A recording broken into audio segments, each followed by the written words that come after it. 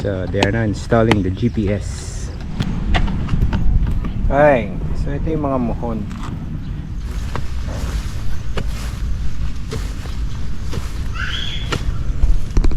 So ito yung corner 1 sir. corner 1. Ng Lot 8.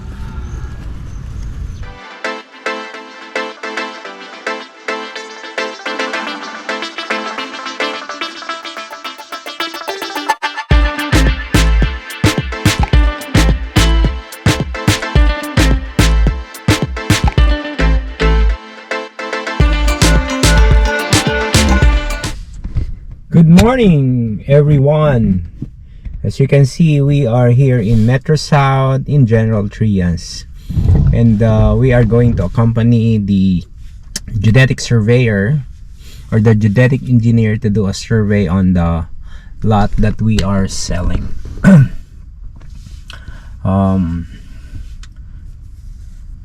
Part of the due diligence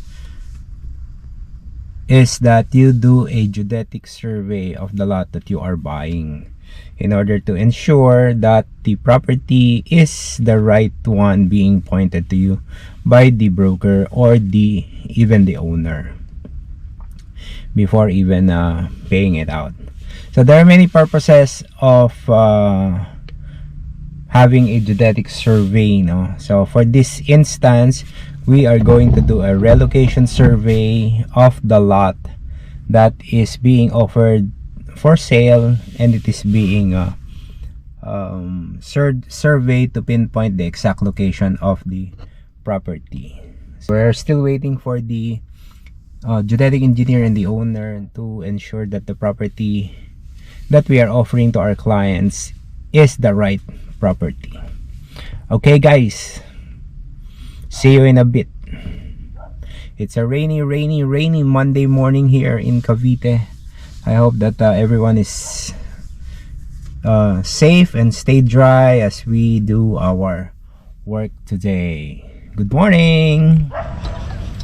So they are now installing the GPS, doing the plot for the whole block.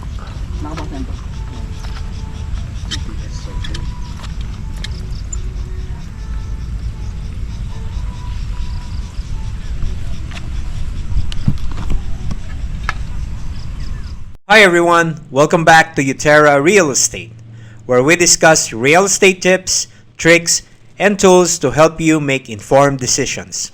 Today, we're diving into a crucial part yet overlooked part of property transactions, the geodetic surveyor, and the role they play in your due diligence. So what exactly does a geodetic surveyor do? In simple terms, these professionals map and measure land to establish precise property boundaries. Their work is vital whether you're buying, selling, or building on a property. Let's break it down. When you're buying or selling property, ensuring clear boundaries is essential to avoid disputes. Hiring a geodetic surveyor should be a non-negotiable part of your due diligence process. Here's why.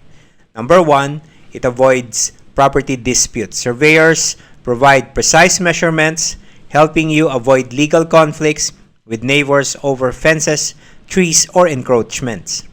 Number 2, protect your investments. Knowing the exact property lines ensure you're getting what you pay for or selling what you legally own. Number 3, compliance with local laws. In many areas, surveys are required before significant projects like subdividing land or constructing new buildings. And number 4, peace of mind.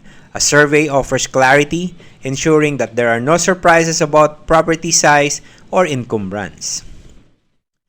Now, let's talk about specific type of survey, the relocation survey. This is often conducted when transferring property ownership. It confirms boundaries and highlights any recent changes or encroachments. Pros and cons of relocation survey. For the buyer, the pros are, it confirms the property is as described in the title.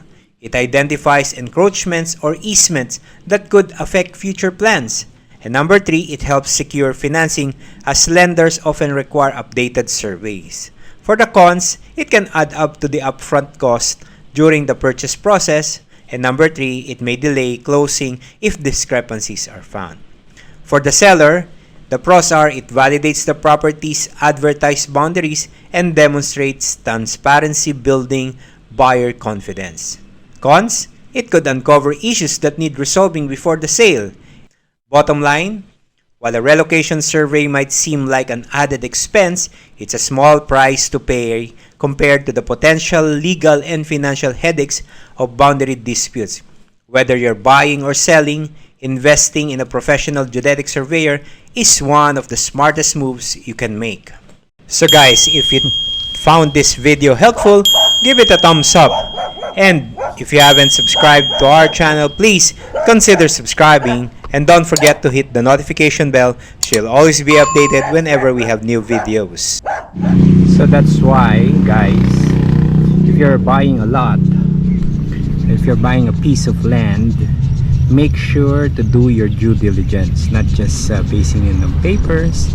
Papers would be your first step, and actual physical inspection, and then also there's the technical inspection to make sure that the property that you're buying is the actual matches the technical description on paper and on its physical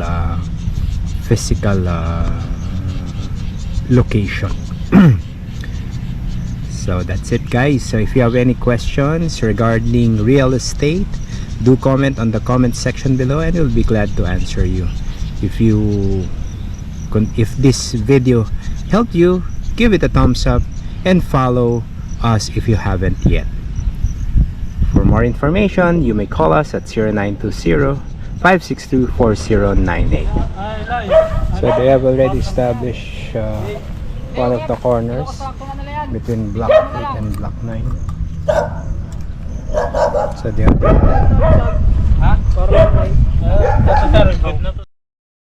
Okay, so they're placing another boundary stone. This one is in lot 9, same block. Make sure that the boundary stone is buried deep so that it won't get lost.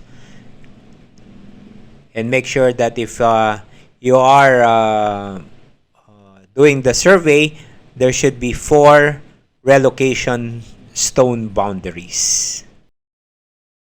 And that's it, guys. We have concluded the relocation survey for lot 9 and lot 8 here in Metrosouth Executive Village. So that's lot 9. You can see the wood sticking out. Those are your markers. Yes, that's for lot 9. For lot 8, that's going to be shared, and this one is still being dug into. Okay, so if you have any questions about real estate concerns, titling, survey, we could try to assist you. Do comment on the comment section below if you have any questions, and we'll try to answer them. For more information about our services, follow us here in our YouTube channel and in our different social media pages. Everyone, welcome to Euterra Real Estate, your premier source for the best property deals in the heart of the Philippines. If you are a first-time home buyer, an investor, or simply wants to learn about real estate, then you have come to the right place. Please consider subscribing and don't forget to hit the notification bell so you will be notified with our latest update. Whether you're looking for your dream home, a smart investment, or the perfect commercial space, Euterra Real Estate has got you covered. With Euterra Real Estate, we are turning dreams into reality.